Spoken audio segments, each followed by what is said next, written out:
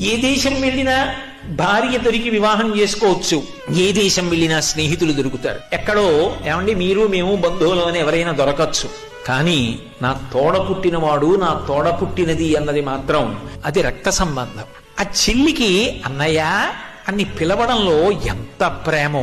ఇంటికి వచ్చినప్పుడు ఎవరొచ్చారండి అని ఎవరో పక్క వాళ్ళు వస్తే మా అన్నయ్య అని చెప్పదు, ఇలా చెయ్యి పట్టుకుని మా అన్నయ్య అంటే.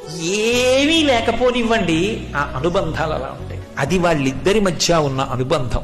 కలిసి పుట్టారు కనుక ఆ అనుబంధాలు మళ్ళీ రమ్మంటే వచ్చేవి కావు. మనంత మనం ప్రయత్నపూర్వకంగా, అది ఒక గొప్ప మానసిక ధనం. నీకున్నంతలో ఒక 100 రూపాయల చీర చెల్లెలికి పెట్టి వస్తే ఆ కట్టుగా అన్నయ్య బాగుందా అంటే మురిసిపోవాలిగా నువ్వు. ఆ అనుబంధం మిగిలిన ప్రాణులకు లేదుగా.